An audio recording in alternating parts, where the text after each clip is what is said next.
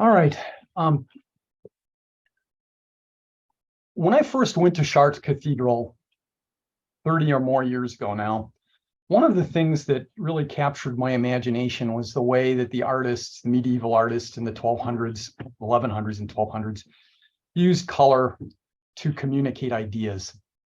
And what we'll be talking about here with the colors of Christmas is obviously kind of a Christian approach to the use of colors, symbolic colors. And it's important to say that this is a Western tradition that I'll be talking about. Other cultures use the same colors and have completely different meanings for them, different associations for them. And I think that's one of the things that's really interesting about the way color is used in art. It's used in multiple ways, and sometimes you can't quite tell what they're trying to get at, and other times it's kind of obvious. But at any rate, we'll take a look at some of these as we go along here. And again, I'm using some of my favorite images here. These are two of my favorites, Merce and Cora, who've been great companions for me on my travels, on our travels to visit some of the cathedrals and churches. Merce on the left is looking up at the Sagrada Familia in Barcelona. A lot of color in the windows, not a whole lot of detail, but a lot of wonderful color, and the place is magnificent for all of that. Cora on the right is at Gloucester Cathedral. For those of you who are Harry Potter fans, you might recognize the wall behind her. That's where, in the second Harry Potter film, the basilisk went through the pipes behind all of that Gothic design. So color, symbolic use of color is part of this iconography, the scheme that, or the tools that people use to communicate meaning through images. And for those of you who've been with me at an earlier presentation, iconography basically boils down to this. From Greek, icon means image, graphikos means writing. So they're using symbols, colors, numbers, position in a composition to designate or to convey some kind of meaning. And here we're going to be talking about color specifically, with one little exception for a symbol. So here we go. Christmas colors. They're ubiquitous at this time of year. Typically, you're seeing a lot of green and red, but there are other Christmas colors. In the cookies up to the left, you'll see the white. In that little array of Starbucks glasses below, you'll see some gold. But green and red are things we associate in our cookies and everything else, sweaters, with the Christmas season. And it's not just at home or in cakes. And I should mention that the cake there you see is a specialty of one of our friends here in Iowa City, Helene Hembreicher, who attends Merce's church, Full Circle Faith Community. And she comes up with this wonderful, I think kind of chocolate flavored, green and red and white cake every year. It's to die for. So at any rate, I wanted to highlight that one in particular and give a shout out to Helene if she's on here. But we also see it in public spaces. Red and green bunting going all the way down the long corridor at O'Hare Airport's, one of O'Hare Airport's terminals. So you see it in public spaces and at home. Where did it come from? How did green and red become so ubiquitous at this time of year? Well, we're going to start back at Chartres Cathedral in France and look at some windows that some of you have looked at before. In the west facade, there are three windows that basically convey the Christian belief in Christ as a means to salvation, and his lineage, his career, and his birth. All of those little things are in these windows, and death. One in particular kind of sums it up. This is a crucifixion scene, and you'll see on the cross that it's made up of a green interior with a red border. What do the colors mean? Well, green, color of life, new life, growth, and so forth. Red, the color of sacrifice. Medieval Christians believed, a legend here, that Christ's cross was actually made from the tree of life that was in the Garden of Eden. There were two trees, the tree of knowledge and the tree of life. And somehow, and I don't know quite how, but this became one of their legends and beliefs during the Middle Ages, and it's replicated in this and other places. I'll show you another one.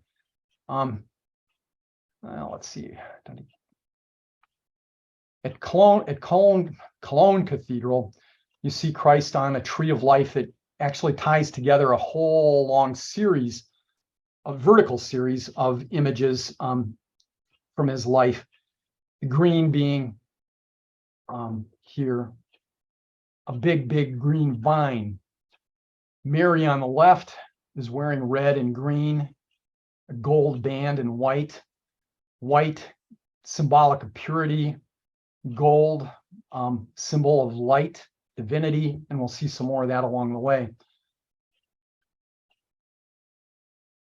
Also at Cologne Cathedral. In Germany.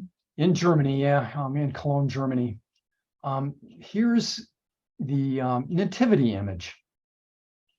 And you see again Mary in green bodice, red cloak, gold or yellow, a yellow headdress. Joseph here on the left in gold and purple. We'll come back and talk a little bit more about the symbolic use of purple in another image. But a couple things that I want to mention here, just by way of background. The tree of life here extends through all of this, conveying the idea that the story of salvation began with Christ's birth. It also here incorporates an ass and an ox. The ass and ox don't appear in the biblical accounts of the Nativity. They come from an 8th century infancy gospel, according to it's the infancy gospel of pseudo Matthew, and the idea behind it is to fulfill a prophecy in the Old Testament book of Habakkuk, in which the ass and ox symbolize humans, humanity, and eating here from the bread of life. You see Christ not necessarily in a manger, but on top of what looks like an altar. So it incorporates the idea that Christ later became this bread of life in Christian belief with the Eucharist, or communion, as many call it. Green as the center of the cross also appears in a reliquary cross. A reliquary cross is one that holds a relic, and in the back of this, there's a little hole where the legend had it that there was a piece of the true cross implanted or placed inside, and it was then venerated by believers who, felt that it brought Christ's presence closer to them. So you see here the green in the cross. The red is down here on the bottom, where a chalice is collecting Christ's blood. Again, associating with the crucifixion and the Eucharist with communion. The guys around the top and on the arms of the cross are little representations of the 4 cardinal virtues. They are space here in Latin, faith.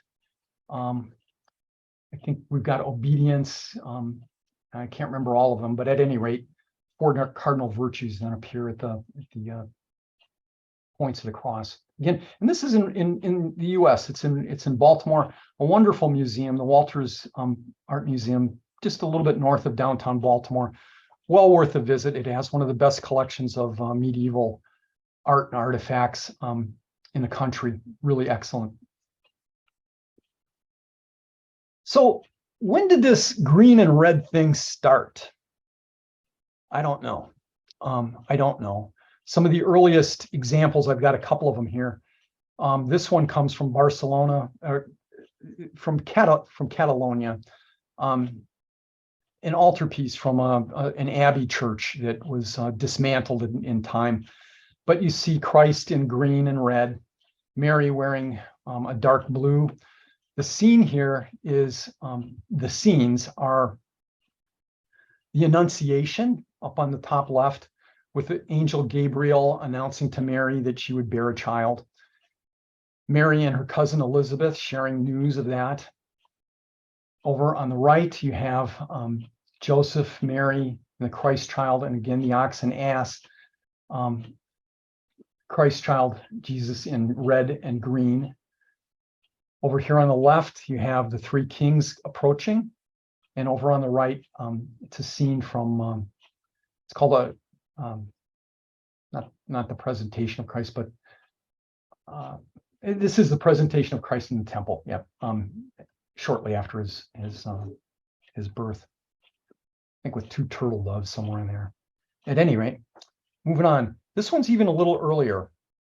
Also from the National Art Museum in Barcelona, a Catalonian art museum in Barcelona. A fresco, and these the Catalans did a wonderful job when their abbey churches in the remote areas of the province were deteriorating. They did a great job of taking frescoes from the walls and somehow replacing them on walls in this museum. So you have this wonderful collection of 12th century art that was very close to being lost. And here you see again, we've got the green and the red, Christ wearing green, gold, and red. He's enveloped by a mandorla with green, gold, and red. Mary's wearing blue, which signifies, in her case, typically signifies that she's thought of in Christian tradition as the Queen of Heaven.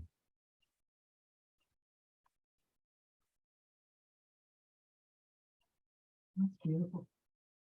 Here you see it's a stained glass window that appears at the Nelson Atkins Museum in Kansas City. Just about everybody in the colors of Christmas. Joseph in green, red, and purple. Mary in her blue and purple. Red halo. Shepherd maybe in the back in green and red. The Christ child in white. I can't quite make out the color of the little angel here, but at any rate, you even have the capital, the base here of these capitals, of these columns in green. At any rate, it just keeps coming. It just keeps coming, and it's highly symbolic throughout. You want me to move that bar out of the way? Yeah. You know how? There. Oh, that worked. There. Good. Okay. No, it's not working over here, Merce. You better move it back. See, that was the problem. Forgive our technical difficulties here. All right. Huh. We're having trouble advancing the slides. Here, go to slide control and push the right side there. Yeah. Oh. There was a button in the bottom left. If you Oh, yeah. Thank you, Cora. Forgot about that. Okay. All right. This is a scene from stained glass windows at Canterbury Cathedral in England. It's not a typical nativity scene. It's called an adoration scene, in which you have the three kings on the left kneeling, shepherds coming on the right. And this is one of the interesting things that happen along the way. The two gospel accounts of Christ's birth became conflated, joined together, so that we now think of the account in Matthew where the three kings show up, and only in Matthew, and then the account of the shepherds on the right in the Gospel of Luke. So in time, all of them in adoration scenes came together. And in this case, Mary is in a posture called the Sedis Sapiente, the seat of wisdom. Jesus Christ was thought of as God's expression of wisdom. And you see her in purple. It's also interesting that you see one of the shepherds wearing purple. That's unusual. And over here, one of the kings, the older king, wearing purple as well. I'll say a few things about purple now. Purple became associated with royalty very, very early on, way back, probably in the Persian Empire with King Cyrus, biblical King Cyrus. He made a purple tunic, by certain accounts, to wear in battle. The Romans later picked up on it, and actually some of the Roman empires forbade their subjects to wear purple. It became associated only with emperors and royalty. In Persia, or actually later on in the Byzantine Empire, in the Eastern Christian Church, the Byzantine emperors adopted purple as their color as well. And there was a saying that their children were born into the purple. So why is it so much associated with royalty? And for that reason, it's kind of rare. Probably because the dye that was used to make purple fabric was incredibly rare. It was made from the insides of a snail that was found in the Mediterranean near Tyre in modern day Lebanon. And it took something like 250,000 snails to make an ounce of dye. Oh, So it was incredibly rare and incredibly expensive.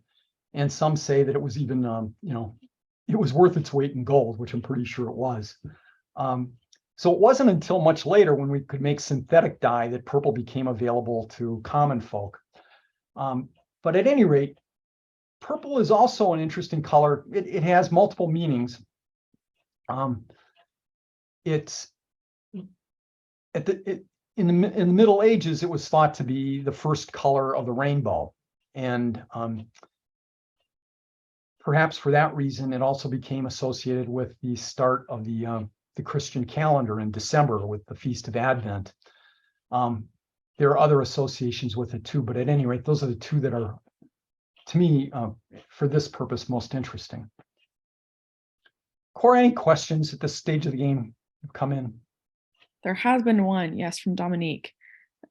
She is asking where the 15th century stained glass nativity from the Nelson Atkins, where that is from originally. It's from Northeast France. That one. It's from an abbey church in Northeastern France. Dominique, I don't remember the exact town. It was until I saw this one that I wasn't familiar with at all. But we can find out. Yeah, we can find out and get back to you. I've got the notes on it back at home from their placard notes, and I'll send that along to you. Any other questions, folks, at this stage of the game? So I'm going to do a little shift away from nativity scenes to epiphany scenes soon.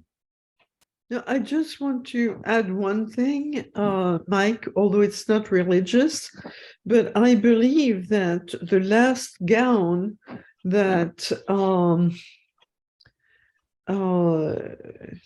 Marie Antoinette wore before she was beheaded was a purple gown. Oh my goodness. And I think it's preserved in a museum somewhere in Clermont-Ferrand or a place like that.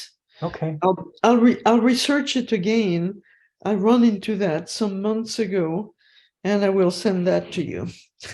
Appreciate it. Thank you. Thanks very much. Javier was asking if you could kind of do a quick review of the colors of Christmas. Okay. The main ones are green and red, and they have the associations with life and sacrifice. The green for life. Green for life, red for sacrifice. White, purity. And often you see, like with my little hat here, red and white together. And that's thought mainly to symbolize the sacrifice of Christ, washing sins away and making those of us, making believers pure.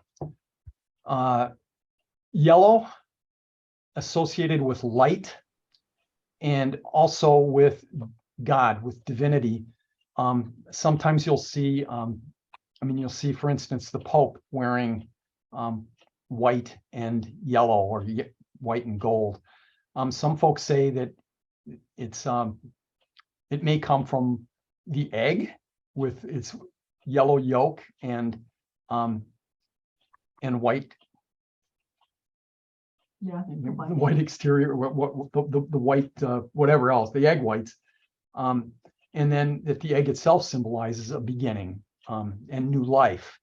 So there are a lot of connections there that could be one or the other. And in all of these, I have nothing definitive to say about what they actually symbolize in any particular instance. It's just to say that they do symbolize a whole bunch of things, and their origins aren't always clear. So candy canes are red and white also. Candy canes are red and white. What else? A lot of ornaments. Yep, ornaments too. Other questions? Okay, I'll move on. Well, Cora and I went to Gloucester Cathedral in 2015. Lovely little place in Southwest England. And it has, in part because England has lost so much of its original stained glass, it has some really interesting and nice looking glass from the 19th and 20th century. And here's one seen in the cloister where you have angels with the colors of Christmas, Joseph in purple and white, the angel announcing to the shepherds in, I think, gold and orange. Orange is a new one for me. Mary in red and white. And then the Christ child surrounded by angels with the colors of Christmas. Red on the left, green, a purple wing here, white wing here, and some gold here. At any rate, it's just interesting to me to see the way that they use that to envelop the Christ child in the manger. Pretty windows, very nice design. Ooh, There's a little close-up. still in Gloucester. Still in Gloucester, yep. And is that a lily for purity? Question from Merce, is that a lily for purity? I don't know. I don't know if it's a lily or not. It's a common border on windows, but I don't know what it represents. And the stars up there. Yep, and then up here, you see the stars shining down on them. All right, we're going back to Cologne Cathedral. Here's the interior. It's this soaring nave that just draws you up, and your eyes can't help but just go up to the heights with this thing. Cologne Cathedral in Germany was started in the 1200s, and they took a real long hiatus in building this thing, actually several hundred years. And they finally finished it according to its original design in the 1800s, mid 1800s. And for that reason, it has an interesting array of stained glass that deals with the three kings whose relics are here. They were brought to Cologne, given to the bishop in Cologne by the Emperor Frederick Barbarossa after he sacked Milan, where they'd been before. So they've been in Germany since the mid 1100s, and they built this cathedral really as a housing for the three kings, and it was a big pilgrimage site during the Middle Ages. Because it spans so many centuries in its construction, you'll see stained glass windows that are dating back to the 1300s, some dating to the 1500s, some dating to the 1800s, and then beyond. There were a lot of modern windows in it too, because many of their windows were lost during World War II. So they're still replacing stuff. But at any rate, I want to look at some of the windows here to point out a couple things about the three kings. This is an adoration of the Magi scene. It comes from Cologne Cathedral, installed around 1330. You have one king over here on the left, older king here. He's named Melchior. Gaspar over here on the right. These three kings span the three ages of man: youth, middle age, and old age, and in that respect symbolize, in Christian belief, the church's universal appeal to humanity. Here they are close up. You see the detail a little bit more. Gold, frankincense, and myrrh, symbolizing Christ's divinity. The frankincense, the gold symbolizing his royalty, the frankincense symbolizing his divinity, and the myrrh symbolizing his eventual death. I want you to take a look at this scene. It comes from about 100 years after that stained glass window. What do you notice? What's the difference between the three kings? Let's see it again. There she is. Here you have Mary in pink, another color sometimes associated with Christmas. Its symbolic uses to convey joy. So you have the older king here, middle-aged king here, younger king here, Joseph, I think, over here, holding the box that this king has brought with gold. Well, I'll save you the speculation. There's an African king for the first time. Why? Why did they shift from all these guys who look like they're all Northern Europeans to two Northern Europeans and an African? Well, the answer is that in the mid-1400s, there was a church council held in Florence. And the purpose of the council, one of the purposes, was to reconcile the Roman Catholic Church with the Eastern Orthodox Church. And they came very close to doing that, and they did it for a very short period of time. But toward the end of the council, to celebrate this reconciliation, they invited church officials and government officials from the Byzantine Empire, from the Eastern Orthodox Church, from Armenia, and also from Ethiopia, where the Coptic Church is. And for many of the artists, it was the first time they'd seen an African. And somewhere along the line, and I'm not quite sure how this happened, they began again with this idea of Christianity's universal appeal to include kings from different parts of the world. So this became a prototype for what we see now in our nativity sets and everything else.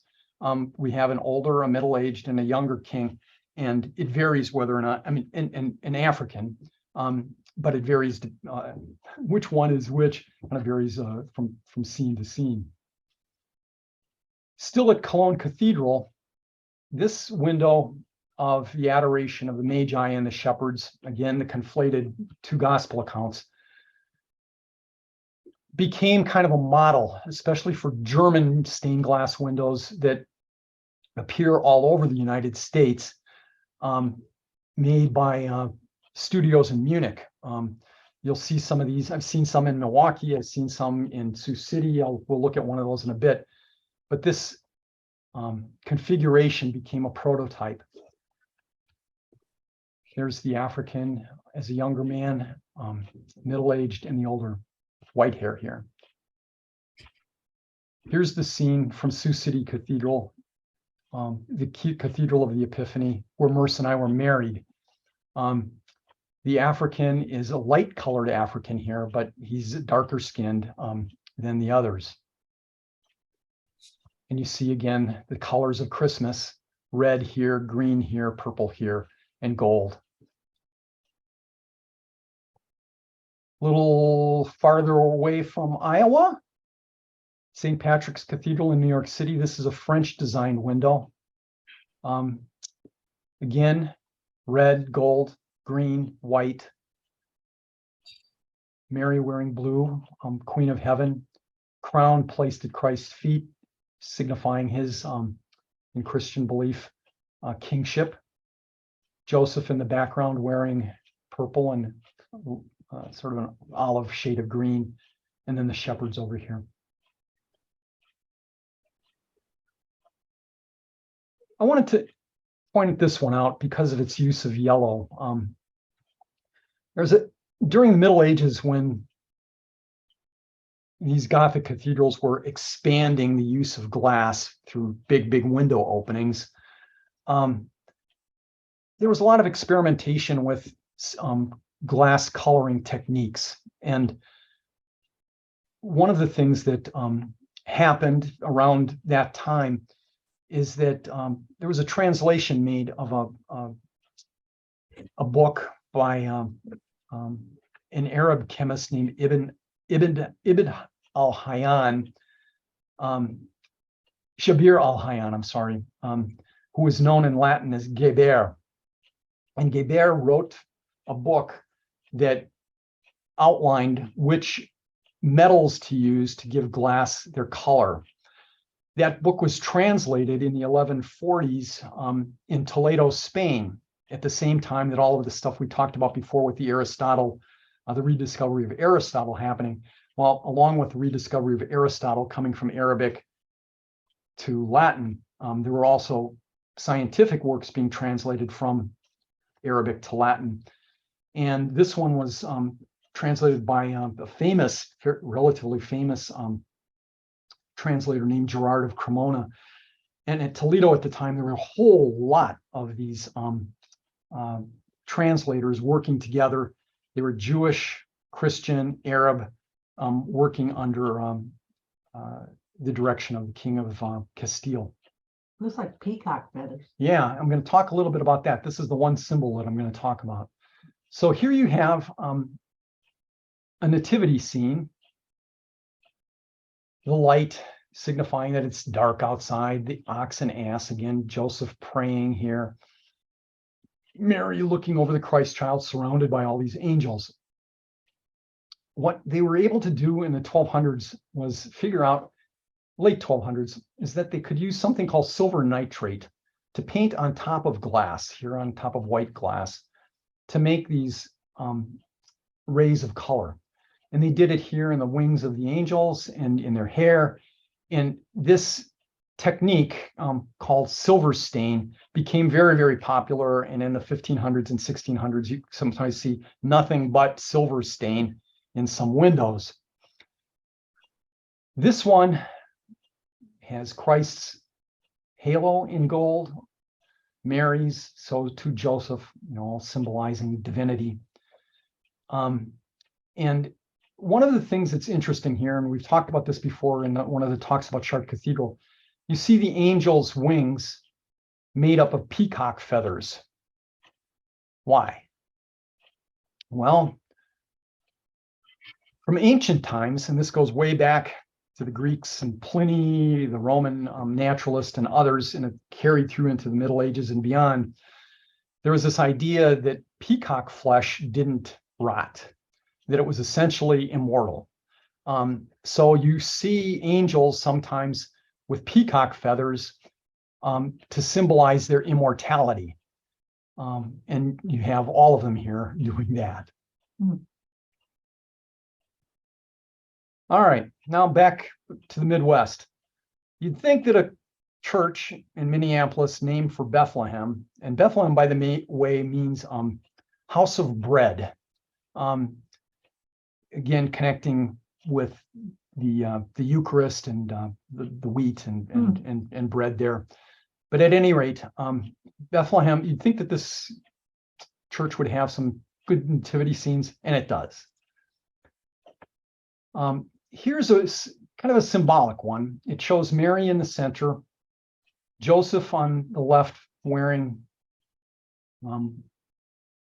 red, and a shepherd over here, and we're going to look in a little closer. This lamp is something that Joseph is often shown holding. And again, you have red, white, yellow.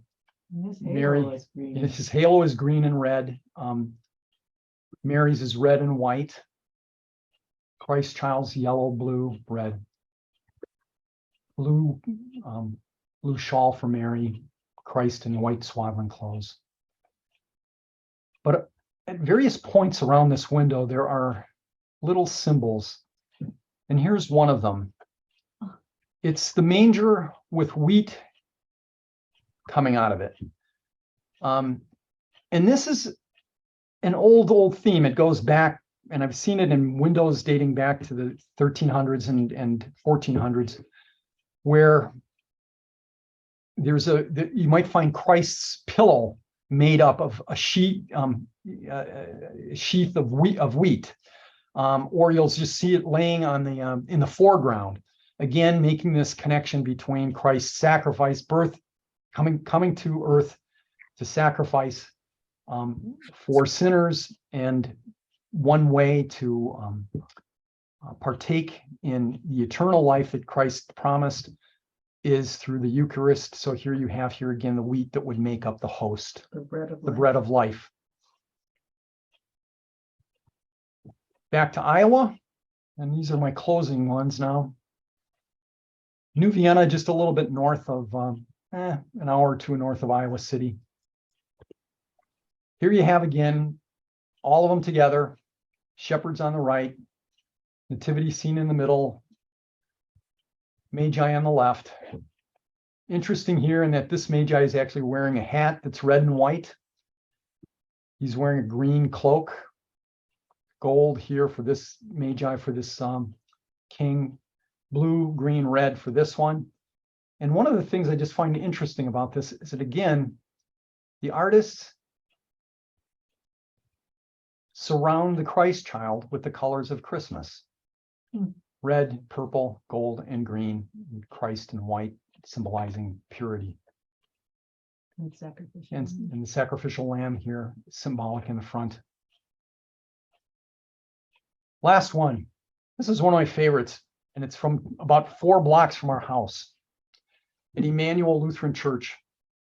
It's highly symbolic. The stained glass technique is called dalle de verre. It's a French term meaning chunks of glass. And the artist here from Wisconsin, from Rhinelander, Wisconsin, used these chunks of glass to create a mandorla, the intersection of 2 circles in green around the manger with wheat coming out of it, appears.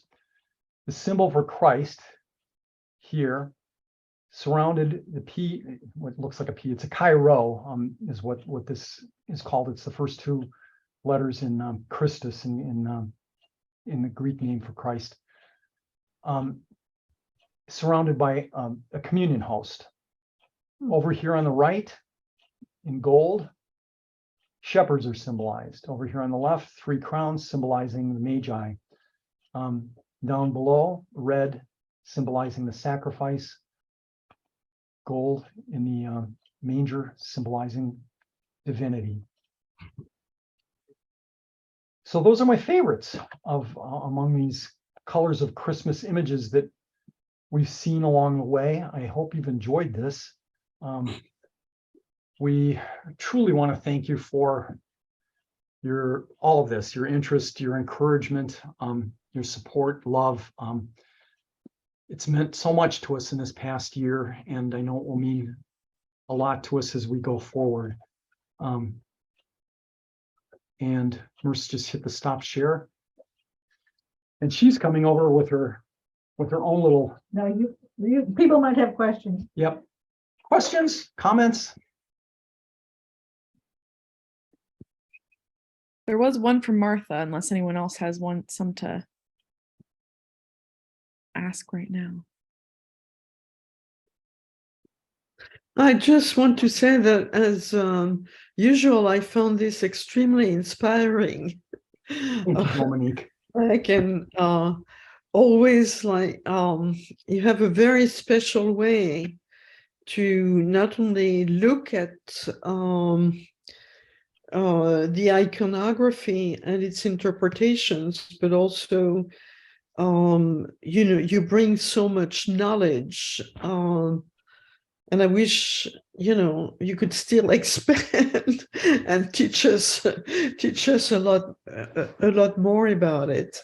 When you started out, I was reflecting that for me as a European, I never knew about the colors of Christmas being red and green. And it took me coming over to the United States to actually be confronted ad nauseam to red and green. Yeah, they're everywhere. I know, and I must say that I do appreciate that you expanded beyond red and green, to the gold and the white and the purple, which I think make it even more meaningful. The other thing I wanted to share, and it's a recent discovery. I was in France for 5 weeks just before Christmas, and there was an extraordinary exhibit about the city of Toulouse in the Middle Ages. And there was an incredible representation of a crucifixion with the tree of life being the cross, which I had never seen that forcefully represented, if I may say so. And one of the major things which I learned about the medieval art of Toulouse was how they were influenced by Spanish and Italian art. I will definitely send those pictures to you. I think I did. I'm pretty sure I did, but I didn't think of getting ready for tonight. Too many things going on. I see you're in California too right now. So yes, right. Yeah. For once, I'm 2 hours behind, not 6 hours or 7 hours ahead. But anyway, thank you. This was just wonderful. You're welcome. Thanks for joining. Thanks for being here. Cora, I see some questions coming into chat. Yeah. Martha was asking when and why halos stopped being red and green. There were some of those combinations and started being gold or white. I don't know for sure. I can Maybe that's not as strong a pattern as I thought, but what's that? Maybe that's not as strong a pattern as I thought, since you had some of the modern ones that had red and green halos, but there were definitely a few though from some of the earlier ones that you were showing, Dad. Yeah, I don't know. Going back to the Middle Ages, I'm trying to think of some images of the Christ child, and they weren't always white or gold or anything like that. They used different colors in part because they didn't have the silver stain available to them in the 1100s and early 1200s. So that you would often see some red in Christ's, the 3 points of the cross in the halo. But honestly, I don't know. I don't know the answer to that. I can speculate that sometimes it's a matter of style. Somebody makes a new painting, new artwork, and folks pick up on it and run with that as a something interesting, something novel. Some of it depends on the patrons too, I think, and what they'd like to see. But I really, think, don't Mark, know. you could also relate the evolution or the dialogue between medieval manuscripts and the stained glass.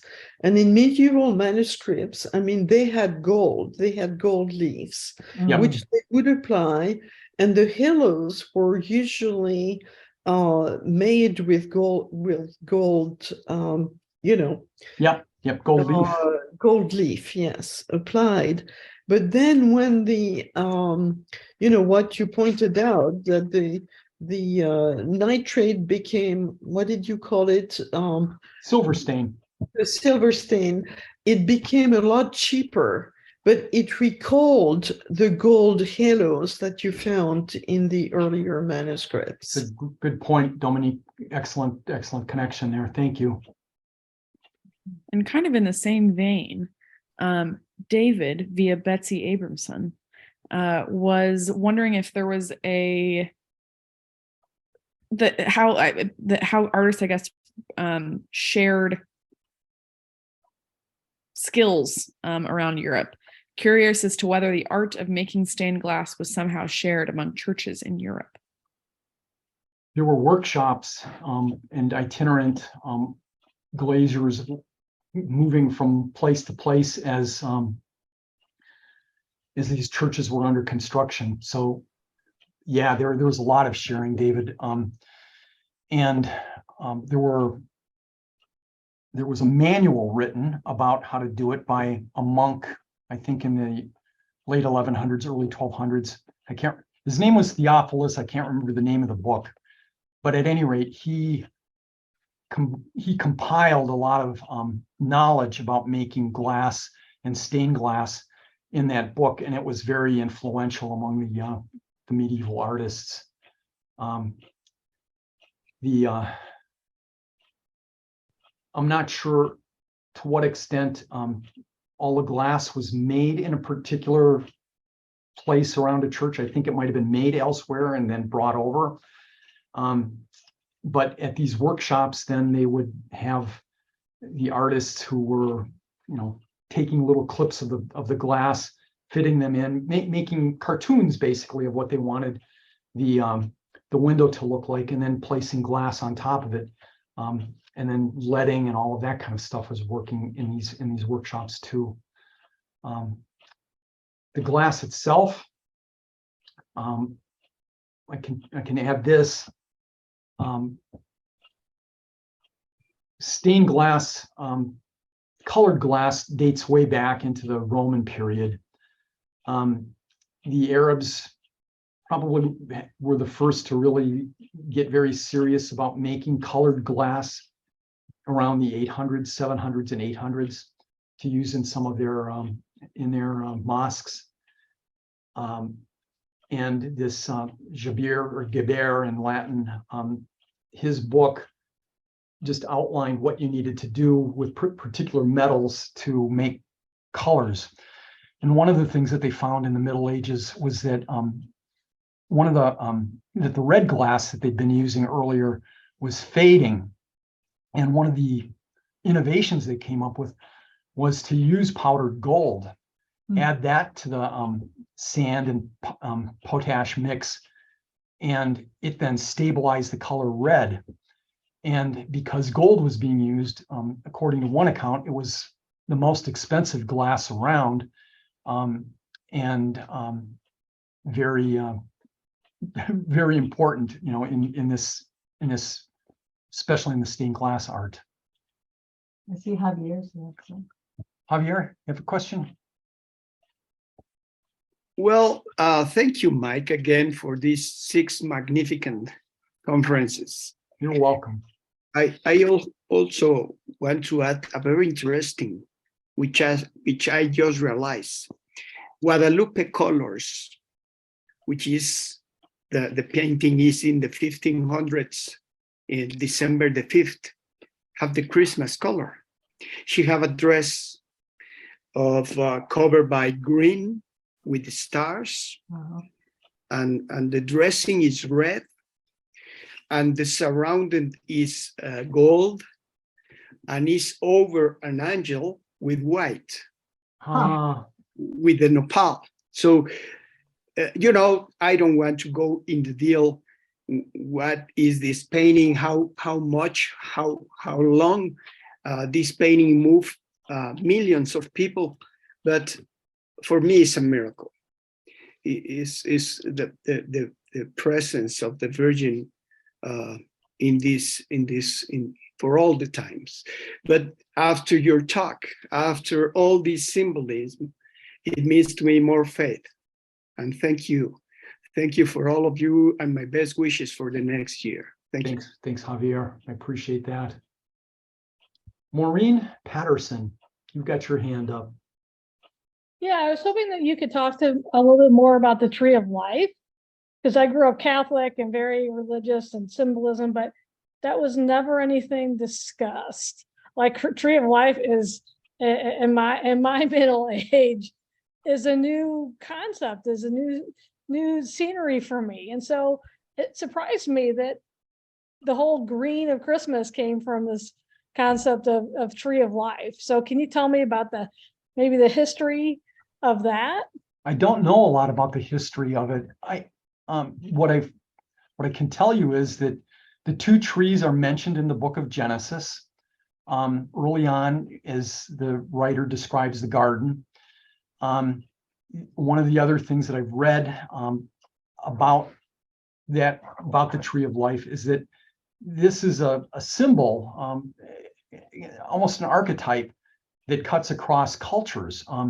And I wish I had more time. I wish I'd had more time to really delve into it before talking about this. But yeah, I'm sorry, I can't tell you a whole lot about it, Maureen. How about the Jesse tree? Is that related to it? Merce just asked whether or not the Jesse tree is related to this. There's an image at Chartres where you see Jesus and Mary at the top of a tree or big vine that kind of, it does trace Christ's royal heritage. And she's wondering whether or not that's a Tree of Life image as well.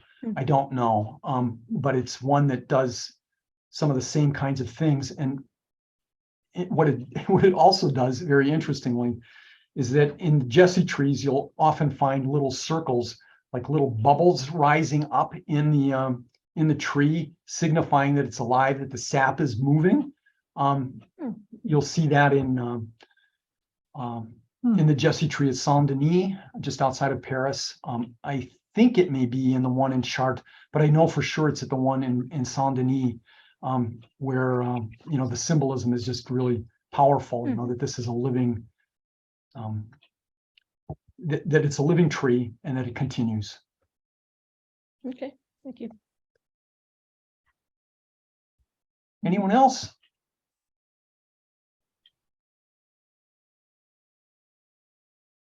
Well, Happy New Year, everybody. Well, Happy New Year. We're almost there.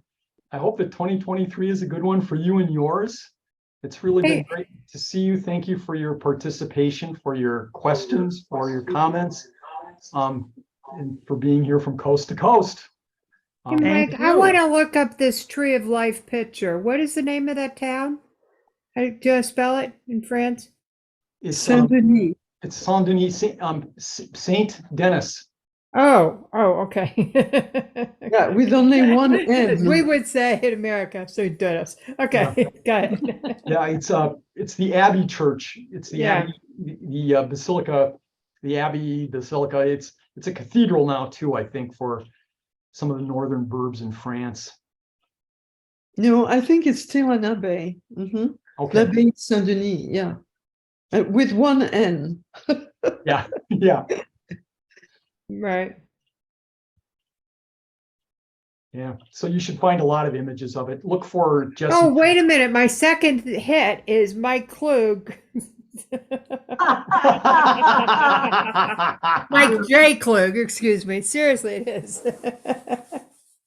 That's good to know. Anyhow. Take good care, everyone. Thanks for joining us. Have a good Okay, evening. thank you. Thank Happy you. New Year to all. Thank you.